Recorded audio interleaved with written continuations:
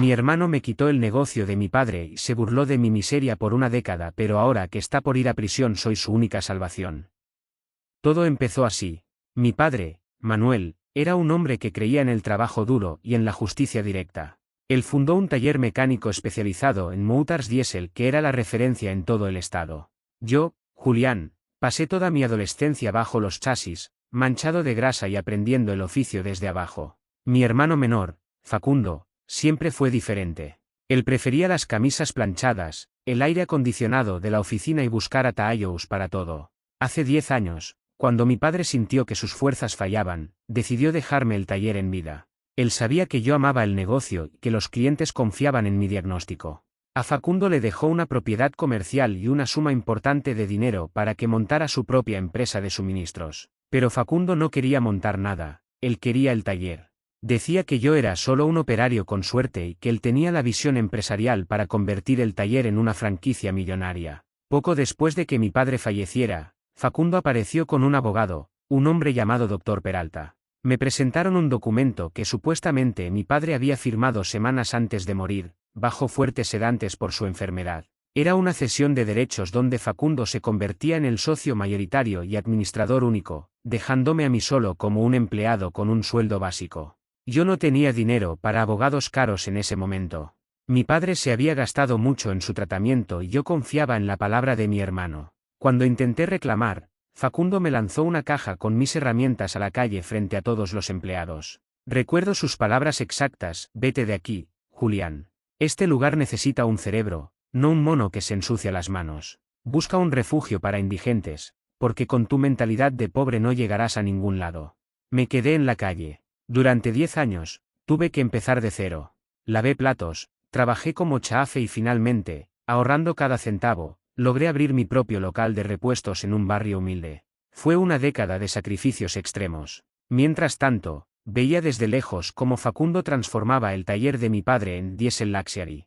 Cambió a los mecánicos veteranos por jóvenes sin experiencia que cobraban poco, empezó a usar piezas chinas de mala calidad cobrándolas como originales y se dedicó a presumir un estilo de vida de yates y autos deportivos en redes sociales. Cada vez que nos cruzábamos en alguna reunión familiar obligatoria, como el entierro de nuestra tía Beatriz, él se burlaba de mis zapatos viejos o de que mi camioneta de trabajo tuviera abolladuras. Sigues oliendo a pobreza, Julián, me decía entre risas mientras su esposa, Valeria, me miraba con una lástima fingida que era peor que un insulto. Pero el mercado de los motores diésel no perdona la mediocridad. Hace 6 meses empecé a escuchar rumores en el gremio. Los clientes grandes, las empresas de transporte que mi padre mantuvo por décadas, estaban cancelando contratos con Facundo. Camiones que salían de su taller se quedaban varados a los pocos kilómetros. Demandas por estafa empezaron a llover sobre él. Ayer por la noche, escuché que golpeaban la puerta de mi casa. Eran las 11. Al abrir, vi a un hombre que apenas reconocí. Facundo estaba pálido, con la barba crecida y la ropa arrugada. Ya no quedaba rastro del empresario arrogante de las redes sociales. A su lado estaba Sergio, un antiguo contador del taller que mi padre quería mucho y que Facundo había despedido hace años. Julián, necesito que me escuches, dijo Facundo con la voz entrecortada. No lo dejé pasar. Me quedé apoyado en el marco de la puerta. ¿Qué quieres, Facundo? Mi mentalidad de pobre me dice que no deberías estar en este barrio a estas horas. Me van a meter preso. Julián soltó de golpe, empezando a llorar. La fiscalía intervino el taller. Sergio me está ayudando a revisar los libros, pero es un desastre. Me acusan de fraude genérico y de alteración de certificados de seguridad en vehículos de pasajeros. Si uno de esos basis tiene un accidente, me darán 20 años. Sergio dio un paso al frente. Me explicó la gravedad de la situación. Facundo no solo había usado repuestos falsos, había falsificado las firmas de los peritos mecánicos para autorizar la salida de vehículos que no estaban en condiciones de circular. Lo hizo para ahorrar gastos y mantener su ritmo de vida. Ahora, una de las empresas afectadas, dirigida por un hombre muy influyente llamado Omar, ha puesto a sus mejores abogados para destruirlo. El negocio está en ruinas, continuó Facundo, cayendo de radilas en mi Porsche. Las cuentas están embargadas. Debo 3 meses de sueldo a los pocos empleados que quedan. Te suplico que regreses. Tú eres el único que puede hablar con Omar y convencerlo de que el taller volverá a ser lo que era. Tú tienes el respeto de la gente. Si tú te haces cargo y certificas las reparaciones, ellos podrían retirar la denuncia penal. Me quedé mirándolo desde arriba. Durante 10 años soñé con este momento, pero la realidad era mucho más oscura de lo que imaginé. Mi hermano no buscaba redención, buscaba un escudo humano. Quería que yo pusiera mi reputación, mi firma y mi trabajo de una década para salvarlo de las consecuencias de sus propios delitos. ¿Quieres que yo salve el taller que me robaste con documentos falsos? Le pregunté. El mismo lugar del que me echaste como a un perro. Te devolveré todo, gritó él. Firmaré lo que quieras. El taller será tuyo de nuevo. Solo sácame de esta, Julián. Valeria me dejó, se llevó lo poco que quedaba en la caja fuerte. No tengo a nadie. Sergio me miró con una expresión de súplica silenciosa. Él sabía que si el taller cerraba definitivamente, el legado de mi padre desaparecería para siempre. Ese taller era la vida de mi viejo. Verlo convertido en un nido de estafas y luego en un edificio abandonado me dolía en el alma. Pero salvarlo significaba limpiar el desastre de un hombre que se burló de mi miseria mientras cenaba con champán pagado con mis ahorros. Entrad, le dije finalmente, apartándome de la puerta. Facundo se sentó en mi mesa de madera barata. Sergio sacó una carpeta con los estados financieros y las notificaciones judiciales. El agujero negro era inmenso. Facundo había pedido créditos a prestamistas informales para cubrir los huecos que dejaba su mala administración. Esa gente no espera a que un juez dicte sentencia. Me di cuenta de que mi hermano no solo temía a la cárcel, temía por su vida. Tengo un plan, dijo Sergio, pero requiere que tú, Julián, firméis como director técnico responsable de todas las unidades que están en litigio. Eso detendría el proceso de clausura inmediata. Si firmo eso, me hago responsable legal de cualquier falla que ocurra en esos motors, dije, sintiendo el peso de la decisión. Si un freno falla o un motor explota, el que irá a la cárcel seré yo, no Facundo. Facundo levantó la cabeza, con un brillo de esperanza desesperada en los ojos. Tú eres el mejor, Julián. Tú nunca te equivocas con un motor. Por eso necesito que seas tú. En ese momento comprendí la profundidad de su psicología. Facundo seguía siendo el mismo manipulador de siempre. Me estaba pidiendo que apostara mi libertad para proteger la suya, usando mi orgullo como mecánico como anzuelo. Él sabía que yo no podía resistirme a la idea de arreglar lo que estaba roto, especialmente si era el taller de nuestro padre. Le pedí a Sergio que me dejara a solas con mi hermano. El contador salió al patio. Me senté frente a Facundo y le puse la mano sobre la mesa. Mis manos estaban callosas, con rastros de grasa que nunca se quitan del todo. Sus manos estaban suaves, cuidadas. Voy a hacer esto, le dije, y vi cómo se relajaba. Pero no será como tú piensas. No voy a regresar, para ayudarte. Vas a firmar una confesión notariada donde admites que falsificaste la firma de nuestro padre en la cesión de derechos original. Vas a admitir que me robaste el taller hace 10 años. Pero, eso me incriminaría más, balbuceó él. Ese documento se quedará en la caja fuerte de mi abogado, el licenciado Quiroga. Solo saldrá a la luz si intentas interferir en mis decisiones o si intentas reclamar un solo centavo del taller en el futuro. A partir de mañana, tú no eres el dueño, ni el administrador, ni el socio. Eres el cadete. Vas a limpiar los pisos, vas a lavar las piezas y vas a recibir órdenes de los mecánicos que despreciaste. Facundo se quedó mudo. La humillación era total. Pasar de ser el CEO de Diesel Luxury a ser el limpiador del taller era un golpe a su ego que no estaba seguro de poder soportar. ¿Es eso? O mañana mismo llamo a Omar y le ofrezco todas las pruebas que tengo sobre cómo me echaste para que las use en tu contra en el juicio de fraude, añadí con frialdad. Facundo aceptó. No tenía otra opción. Esa misma noche, el licenciado Quiroga llegó a mi casa con los documentos. Facundo firmó su confesión con una mano temblorosa, admitiendo que había manipulado a mi padre en su lecho de muerte y falsificado los registros para despojarme de mi patrimonio. Al terminar, me entregó las llaves del taller, las originales que mi padre siempre llevaba en un llavero de cuero gastado. Al día siguiente, a las 6 de la mañana, llegué al taller. El letrero de Diesel Luxury estaba roto, con las luces de neón parpadeando de forma patética. El lugar estaba sucio, con herramientas tiradas y manchas de aceite viejo por todas partes. Los pocos empleados que quedaban, hombres jóvenes que no sabían ni sostener una llave inglesa, me miraron con desconfianza. Detrás de mí entró Facundo, vestido con un overol azul viejo que encontré en mi garaje. Escuchen todos, dije con voz firme, captando la atención de los presentes. Mi nombre es Julián. Soy el hijo de Manuel, el hombre que fundó este lugar con sudor y honestidad. A partir de hoy, este lugar vuelve a ser el taller de mi padre. Se acabaron los repuestos chinos, se acabaron las mentiras y se acabaron las estafas. El que no esté dispuesto a trabajar 10 horas diarias para limpiar este desastre, puede irse ahora mismo. Nadie se movió. Luego señalé a Facundo. Él es Facundo. Ya no es su jefe. Ahora es el encargado de limpieza y mantenimiento de herramientas. Si lo ven de brazos cruzados o quejándose, me avisan. El primer gran obstáculo fue la reunión con Omar, el dueño de la flota de transportes más grande de la región. Omar era un hombre rudo, de pocas palabras, que sentía que mi familia le había escupido en la cara. Me recibió en su oficina rodeado de 3 abogados. ¿Por qué debería escucharte, Julián?, preguntó Omar mientras golpeaba un informe pericial sobre su escritorio. Tu hermano me entregó 10 basis con piezas reconstruidas que pagué como nuevas. 3 de ellos casi se incendian en la carretera. Porque yo soy el que le enseñó a mi padre a amar estos moutars, le respondí, sosteniéndole la mirada. No vengo a pedirte dinero, Omar. Vengo a pedirte tiempo. Dame 30 días. Voy a reparar cada una de tus unidades personalmente, sin cobrarte un centavo de mano de obra. Voy a usar los mejores repuestos y voy a firmar cada hoja de inspección con mi propia reputación.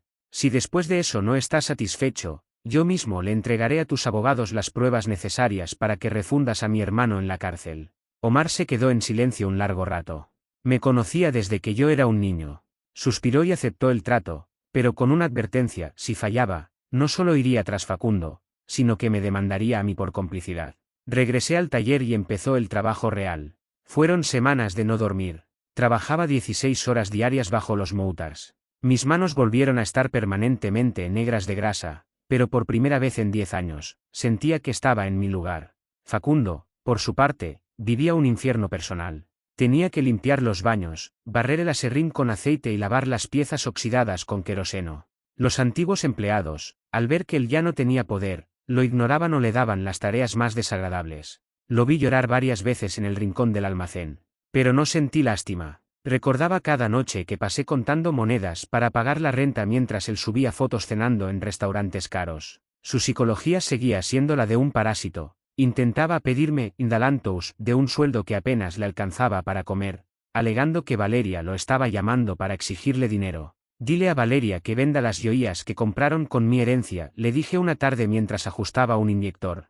Aquí se gana lo que se trabaja. La tensión aumentó cuando los prestamistas informales a los que Facundo les debía dinero aparecieron en el taller. Eran 2 hombres corpulentos, vestidos con chaquetas de cuero, que no venían a hablar de contratos. Entraron pateando una puerta y exigiendo hablar con el dueño.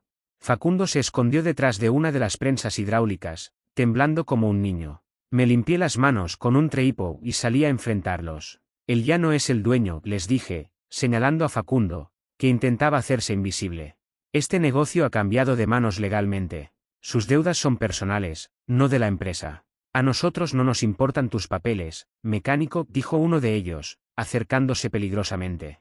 Él usó este lugar como garantía. O peigas tú, o este lugar arderá esta noche con ustedes adentro. Miré a Facundo. Estaba en el suelo, sollozando, sin el valor de dar la cara por el desastre que él mismo había creado. En ese momento, entendí que salvar el legado de mi padre iba a requerir más que solo saber arreglar moutars. Tuve que tomar una decisión de vida que lo cambiaría todo de nuevo. Vuelvan mañana a mediodía, les dije con una frialdad que ni yo sabía que tenía. Tendré una solución para ustedes. Pero si tocan un solo perno de este taller antes de eso, les juro que lo último que verán será el interior de una celda federal, porque ya hablé con la policía sobre sus visitas. Esa noche, Sergio y yo revisamos lo que quedaba en el fondo de reserva que yo había logrado rescatar de mis propios ahorros y lo que Omar me había adelantado por los materiales. Era arriesgado, pero era la única forma de limpiar el nombre de la familia de una vez por todas. Al día siguiente, los prestamistas regresaron puntuales. Facundo estaba escondido en la oficina del fondo, paralizado por el miedo. Yo lo recibí con el licenciado Quiroga a mi lado. No les entregué el dinero directamente, les entregué una copia de la denuncia que ya habíamos radicado contra Facundo por administración fraudulenta y una propuesta de pago estructurada con los activos personales que aún quedaban a nombre de mi hermano, su coche deportivo de lujo y una pequeña embarcación que tenía oculta en un puerto vecino. Si se llevan a Facundo o queman el taller, no cobrarán ni un centavo, les dijo Quiroga con voz firme. Si aceptan la dación en pago de estos bienes, recuperan su capital hoy mismo y se olvidan de nosotros. Los hombres aceptaron después de ver que no tenían otra salida. Se llevaron a Facundo para que firmara los traspasos y, desde ese momento, mi hermano se quedó literalmente con lo puesto. Regresó al taller caminando, humillado y sin un solo lujo que lo respaldara. Fue el golpe de realidad definitivo. Durante el mes siguiente, trabajé sin descanso en la flota de Omar. Cumplí el trato. Cada motor que salió de mi taller funcionaba como un reloj suizo. Omar vino personalmente a la última inspección. Revisó los informes, probó uno de los camiones y, por primera vez, me dio la mano con respeto. Has salvado el apellido de tu padre, Julián, me dijo. Voy a retirar la denuncia penal contra Facundo, pero con una condición: no quiero volver a verlo en ninguna posición de mando mientras yo sea cliente de este lugar. No te preocupes por eso, Omar. Facundo ya no manda ni en su propia sombra, respondí. Con la denuncia de Omar retirada, la fiscalía perdió su testigo principal y los cargos contra Facundo se redujeron a multas administrativas que yo pagaría con las utilidades de los próximos 2 años. Facundo evitó la cárcel por un pelo, pero su castigo fue peor: tuvo que trabajar como mi ayudante durante los siguientes 3 años para pagar la deuda que tenía conmigo. Ver a mi hermano pasar de la arrogancia total a limpiar el aceite del suelo todos los días fue una lección de psicología humana. Al principio intentó sabotearme, luego intentó darme lástima, pero finalmente se quebró. Una tarde, mientras lavaba un cigüeñal, se sentó en el suelo y empezó a llorar de verdad, no como un niño manipulador, sino como alguien que se da cuenta de que ha desperdiciado su vida. Lo siento, Julián, me dijo con la voz rota. Tenías razón. Yo no quería el taller, quería el dinero para sentirme más que tú. Papá siempre supo que yo no tenía el carácter para esto. La pobreza no es tener poco dinero, Facundo, le contesté mientras guardaba mis herramientas. La pobreza es tener el alma tan vacía que necesitas pisar a los demás para sentirte alto. Ahora, levántate y termina de limpiar esa pieza. Todavía nos quedan 3 multas por entregar. Hoy, 10 años después de que me echaron, el taller ha vuelto a ser lo que era. He recuperado a los antiguos clientes de mi padre y el nombre, Diesel Luxury, ha sido borrado de la fachada. Ahora vuelve a decir, Taller Manuel e Hijos. Facundo finalmente se fue hace 2 años, decidió empezar de nuevo en otra provincia como vendedor de seguros, lejos de los Moutars. No somos mejores amigos, pero nos saludamos en Navidad. Yo sigo aquí, en el mismo lugar donde me crié. Mis manos siguen manchadas de grasa, pero mi conciencia está limpia. He aprendido que el éxito no es la falta de problemas, sino la capacidad de arreglar lo que otros rompen. Mi padre me dejó el taller en vida, pero la vida me obligó a ganármelo de verdad. Al final, no regresé para salvar a mi hermano, regresé para rescatar la dignidad de un legado que nunca debió ser mancillado. El taller está lleno, el equipo es honesto y por primera vez en mucho tiempo, puedo decir que el negocio está en las manos correctas.